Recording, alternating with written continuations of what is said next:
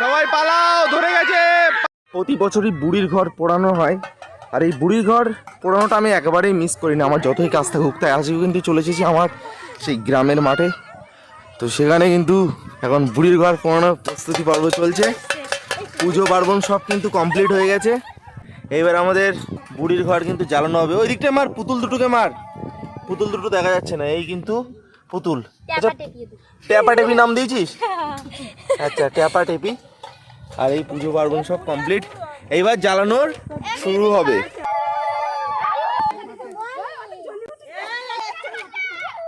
এই ধরে গেছে, ধরে গেছে, পালাও সবাই পালাও, ধরে গেছে, পালাও।